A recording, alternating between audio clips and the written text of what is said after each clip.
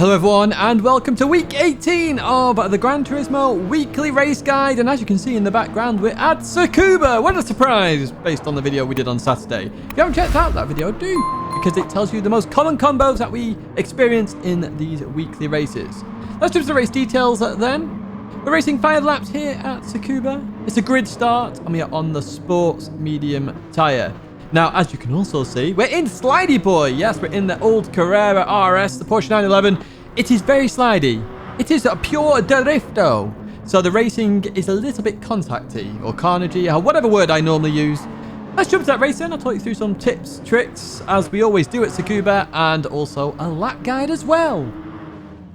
Here we are then at the start, all lined up. I didn't say it's not the other newer Porsche as well. It's just purely this one. It's a one-make race today.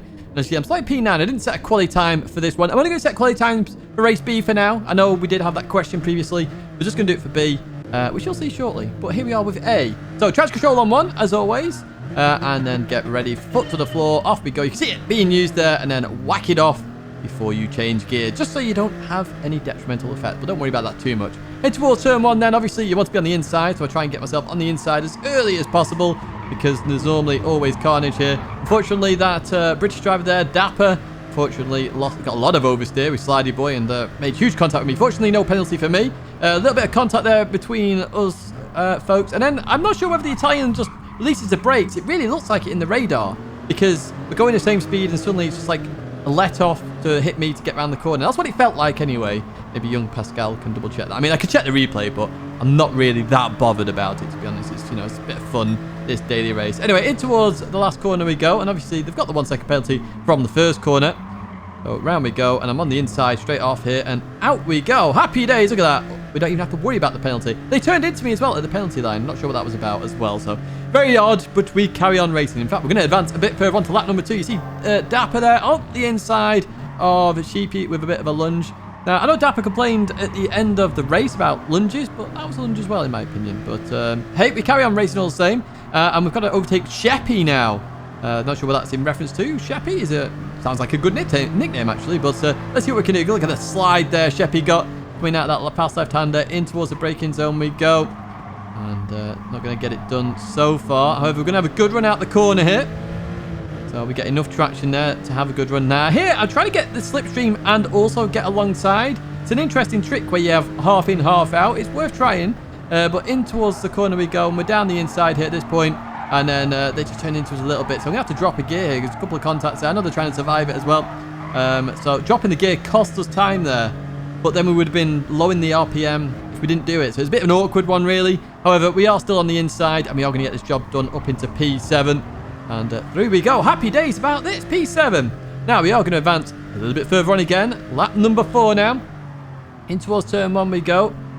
And we get it stopped and turned. Unfortunately, Dapper gets too much oversteer once again and visits the Shadow Realm. I'm going to call it Shadow Realm today because we've just gone into P. Steve. Yes, I think I've got Steve's curse here. Let's go into a lap guide then. So heading towards turn 1. Use the house on the right hand side. Now, weirdly, I went back to my old brake marker here for this last lap. Don't know why, the 50-meter board. Use the house on the right. I was using that for all the race, apart from this lap. I don't know what reason. Use the house on the right. It's really good. So you see, I just overshoot it a little bit there because I didn't use the house. Use the house. It's perfect. As it hits the edge of your screen, start to brake. Now, we continue on out of there, and this is the normal braking marker here. So you see where that curb just comes out the most there, your apex technically. That's what you're going to use to brake. So try and get the car straight and then brake towards the corner. And you can do it in a triangle or just keep it tight. Notice here, we're braking towards the corner. And it's sort of like a mini triangle there. But through we go, a little bit of oversteer, keep it in 2nd gear, up to 3rd gear then. And then you just want to lift off here. You don't really want to brake. Just teeny tiny tap the brake, but nothing major there. Because if you brake, the car's going to get loads of oversteer here. Now, I short shift here to avoid oversteer again. High RPM is going to cause oversteer. In towards the higher pin here. Now, I always use the green line here, but you can use the 50-meter board, of course. Basically, there's the same marker here where it extrudes into the track the most. Technically an apex, but yes, we use that. And then 2nd gear. And coming out of here, you want to straighten up as much as you can, as quick as you can, to get the traction out of the corner. Up into 3rd gear. And then we're going to go up into 4th gear. Not sure why I'm calling out the gears this week, but hey ho, reliving Project Cars days, I guess. But in towards this braking zone on the right hand side, you've got signs. I recommend using those. I always use the dead grass as well, but obviously I'm not braking at it, I'm braking before it. The signs are the perfect marker here, so use the signs. You want to trail brake into the corner and then let the car just roll through the corner. You notice I'm bouncing the throttle a little bit You don't want to do too much in this car. You want to roll it as best as you can. If you start accelerating heavily and aggressively, you're going to get oversteer. If you brake heavily and aggressively, you're going to get oversteer because of the weight shift. So it's all about being a smooth operator. But that's it for race A. A very quick one. You know, nice and easy, but there is going to be carnage and P, Steve. What occurs? Let's head to race B, where, yes, you can see we're at Catalunya yet again. Like every week it feels like Catalunya at the moment. I'll say, check out the previous video I did because it's got some awesome information in there. And we're going to try and get even more information regarding the most used combos. But even so, here we are at Catalunya. Let's have a look at the race details then. We're racing 4 laps here at Catalunya. It's a rolling start. Now, you are going to have to be careful if you're in the last chicane, of course, because that's where the last few positions start. Oh, the last corner as well. And we're on racing medium tyres. And in that situation, you may want to use traction control. We are in Group 3 machinery. Now, because there's no tyre wear, you are going to want to pick the handling cars. They're the best cars at Catalunya. Now, you can have some of the FR cars, so the Subaru WRX is probably going to be a good choice. Potentially the Mitsubishi as well. They can handle the bump a bit better in the chicane. However, I went with my Audi, because I've raced this combo about 1 billion times in this game. The Audi in Catalunya. Let's jump to racing. I'll once again talk you through some tricks and tips and the lap guide as well. And we are also starting quite high up in the grid, accidentally. Here we are then at the start. You can see an Audi on pole, then a Peugeot, then an Audi, then a Volkswagen, then an Alfa Romeo. Shout out to you for picking the Alfa Romeo. Then me in the Audi. So I'm starting P, Steve. Again, I'm always in P. I swear I've stolen Steve's curse. But even so, we're starting in P. We would have started much higher actually, but I was on for a very low 43 and I was kind of like, oh, I better not get this lap because otherwise we're not going to get a race. And trust me, we have quite a good race here, but I'm not sure whether it will be the best for racing. However, with race B, as we always do, we start off with the track guide because we have reasonable gaps here where we can go. And if you look in the map as well, last place has only just got around the last corner. So, yeah, try and qualify as best as you can if you are going to do race B. Anyway, heading towards turn 1. On the left-hand side, you've got the flag marker there. That's what I always use here. Used it last week and weeks before. It's always what I use. Very nice, easy marker to spot, especially when you're racing. Use that and then, calm down with the brakes. Make sure you cut a lot of the inside here. And then I short shift, if you're in the Audi, short shift to third here. Keeps the car very stable. And into the right hand, there we go. Now, I'm going to pick out an acceleration point for you here. Now, I'm normally looking on the right hand side quite a lot. So, I've been trying to pick out an acceleration marker. And there you have it. The barrier color change there. In orange. When it gets to the center of your screen, start using that. And once you get used to that, obviously it depends on the car. You should be able to then start improving your pace in that right-hander. In towards the braking here then. And literally the gantry at the top there. That's what I'm using here in the Audi R8. Obviously, in different cars, you'll have to adjust it slightly, but use that. It's a really good marker. You want to keep it quite tight here if you can, because if you keep it tight, you're actually just going to gain the same momentum as if you were trying to keep full pace around the outside. Now, heading towards this left, one of the most difficult lefts because of brake markers. On the right side, on the hill, is a little bit of a building of some kind. Not sure what it is. Use that. It's a perfect marker. Absolutely spot on. Obviously, if you're racing people, it's very hard to look that far to the right, but it's there if you want it for time trialing. Through we go. I recommend second gear on that corner, by the way, on the exit for the Audi. Towards this left, and we're using our normal marker here. Just as the curb starts, you want to start braking. You don't want to go too aggressive, and you don't want to go too far to the right-hand side. As always, if you go too far to the right, chances of spinning out. We've seen Jomas do it. We've seen other people do it as well. Just be careful of that. So through there we go. And then up to this right-hander. And this one is the one I always say, try not to brake. So as you get to the end of the curb, you want to lift, let the car turn in. And try and clip the curb if you can. Now, I think I do brake on this lap, but I don't brake at the end of the race. Yeah, there was just a tiny dab of the brake. But you can see how the curb pulls you around. And we would have made it without the brake anyway. You can see that quite clearly there. So try not to brake. And that way you'll improve your time slowly but surely. Just lift.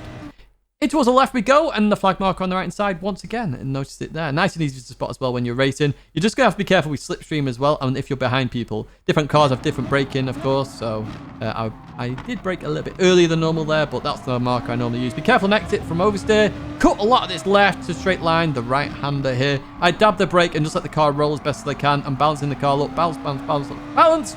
Full throttle, and then towards the right-hander where we use our normal brake marker. As that tyre mark comes and clips the curb, the red and white curbing, that's what I start to use as a brake. You can see I'm just started braking right about now. And then I try and abuse the sausage in most cars, although I got a little bit weird there. I'm not sure what I did there. And in towards the chicane we go, and we're using the shadow in this situation. You can use the gantry as well, but I use the shadow. And you want to cut a lot of the left and not as much on the right. But if you can cut both, as in the sausage in the middle, happy days. You see we get it done there. And done there. And we short shift a second there to avoid any possible oversteer from being high up in the revs in first gear. And that's it for a Catalunya track guide. Nice and easy. So we advance a bit further on here, where the Alphas just broke there, and they break again. You notice how much more momentum I carry through the corner because I didn't brake. I think I broke a little bit, but not as much as they did. So now we're going to have a move on the Greek driver in towards the braking zone we go. Going to try around the outside. We did brake a little bit too late for that corner, so they're going to keep it there. Beautiful defensive driving there from Kira. And we continue racing.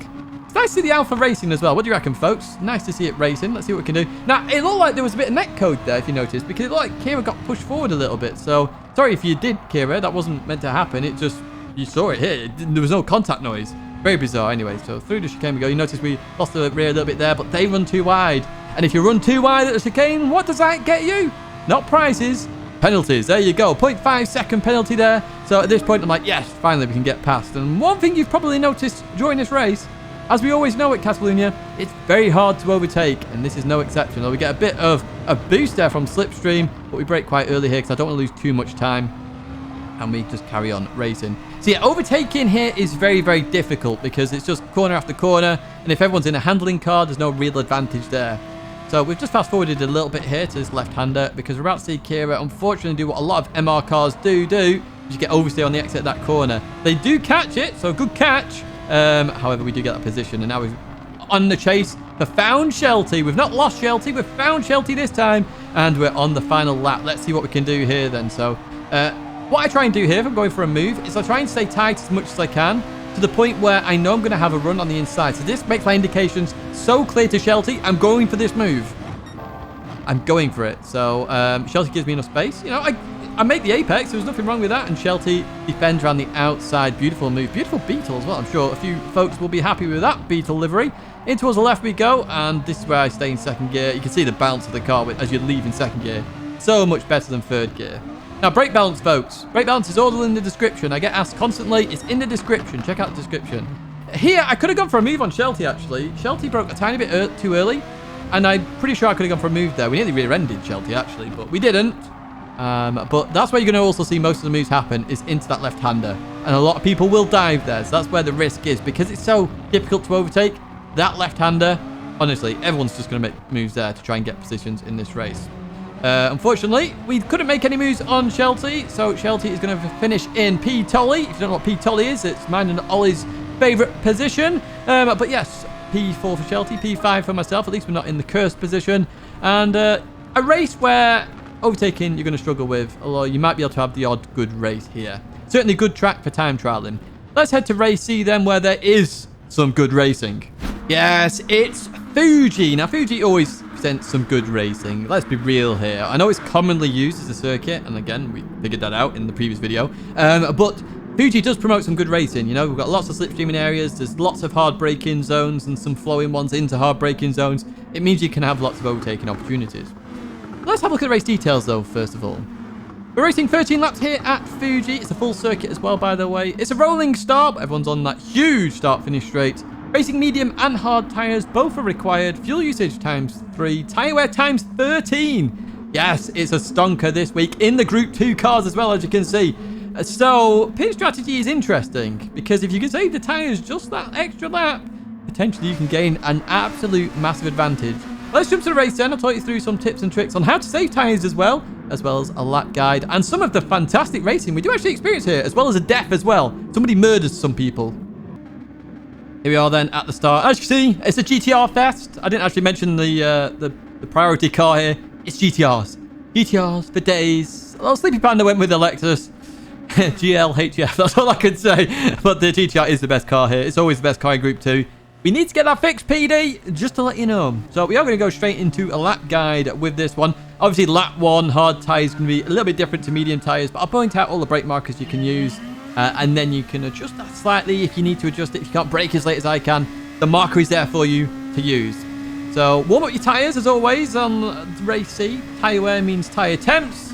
Tyre temps means that they're going to be stone cold at the very start of the race, not 3:16. Anyway, let's carry on. Turn 1. On the left hand side, you got the grandstand. So use the start of it when you're on hard tyres. When you're on medium and really going absolutely stonkers, where the black part of the sign is on the grandstand, just after it starts, that's where you can brake as well. So use those two to your advantage.